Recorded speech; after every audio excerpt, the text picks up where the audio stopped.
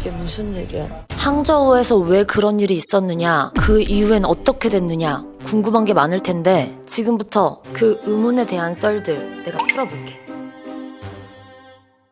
쓰러진 그날 상황을 설명하자면 그 전날에 사실 술을 먹은 상태였어. 그래서 나는 머리가 아프길래 이게 숙취 때문인 줄 알았지. 근데 아무리 생각해도 말도 안 되는 게 나는 속부터 뒤집어지는 스타일이지 그 머리가 먼저 아픈 스타일은 아니란 말이야?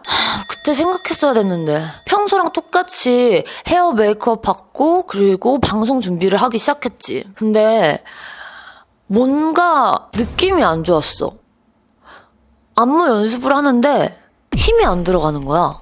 그 이후에는 기억이 없어. 그 이후에 생각해보면 응급실이었어. 응급실이었는데 나는 응급실인지도 몰랐다? 주원이라고 아직 합류를 안 했던 막내가 있었거든? 주원이가 같이 가줘서 나한테 그러는 거야. 언니, 여기 응급실이에요. 언니 쓰러졌어요. 이러면서. 그때 알게 됐어. 나 계속 방송하러 가야 된다고 막 그러고 있었거든.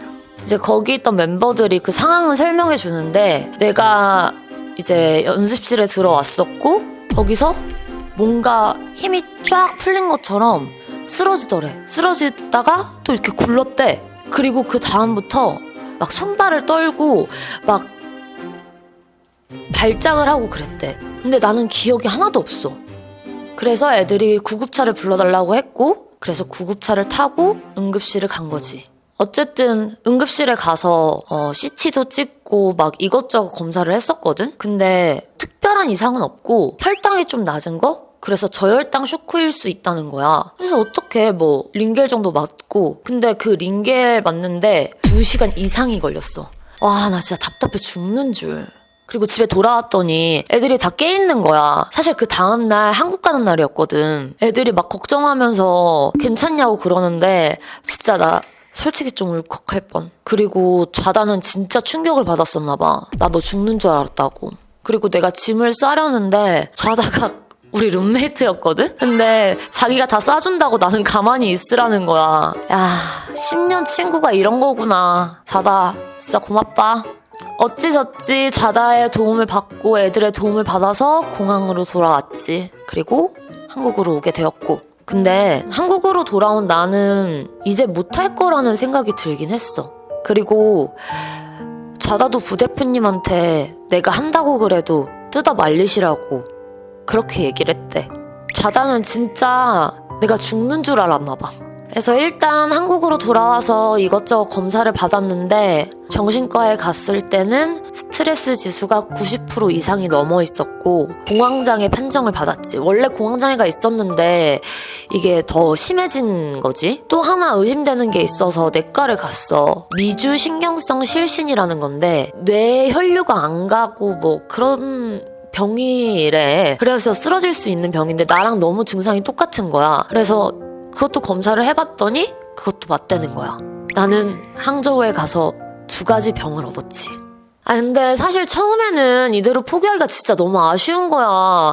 아니, 한 달 동안 그렇게 열심히 했는데 그 안 좋아하던 춤 진짜 열심히 춰가면서 어떻게든 해보려고 했는데 한 번도 즐기면서 해봤던 적이 없더라고. 이게 어찌됐든 3년 동안 해야 되는 내일이잖아. 나는 일단 춤추는 걸 좋아하지 않았고 애들이랑 경쟁하는 건 진짜 너무 싫어했어. 사실 이쪽으로 가서 어느 정도 인지도 쌓고 중국 배우로 성공하는 게 내 목표였거든.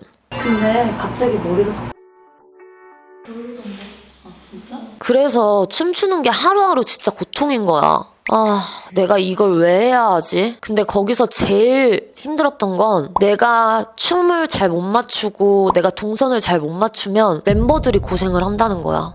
지금 생각해보면 진짜 짐덩이였지. 나에겐 그게 최선이었지만 그들한테는 계속 한 번씩 더 해야 되는 거잖아. 그 생각을 하니까 나는 민폐일 수 있겠구나 라는 생각이 들었어. 그래서 이건 내 일이 아니구나 결론을 냈고 한국에 있어야겠다고 다짐을 했지. 너무 감사하게도 중국에 있는 라오빤들, 한국의 부대표님들도 계약 해지를 해주셨어. 한국에 와서 어떻게 됐냐고? 한국에 와서 일주일 동안은 진짜 쭉 잠만 잤어. 잠이 너무 부족했거든. 근데 너무 웃긴 게 이게 다 내가 처음에 중국 쇼폼 드라마에 빠졌고 그 이후에 중국 롱폼 드라마에 빠졌고 그러다가 중국에서 활동하고 싶다는 생각이 들었고 어쩌다가 중국으로 갈 수 있는 기회가 생겼고 근데 거기에 나랑 제일 친한 친구가 가게 되었고 결국 이 모든 일들이 다 쇼폼 드라마 덕질로부터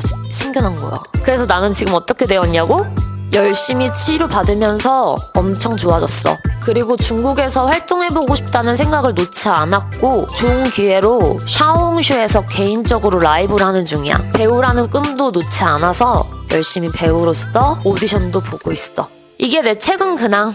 근데 생각해보면 항저우에서 생활했던 게 너무 힘들고 너무 지치는 순간도 많았지만 나한테 진짜 큰 터닝포인트가 된 것 같아. 맨날 부모님 밑에서 곱게 하기 싫은 일 안 하고 자랐던 나한테 힘든 일도 닥쳐보니까 이제 한국에 와서 못할 일이 없더라고. 암튼 항저우에서 살기는 반강제적으로 한 달 만에 끝났지만 완전 철부지 어린아이에서 어른으로 돌아온 그런 체본 같아.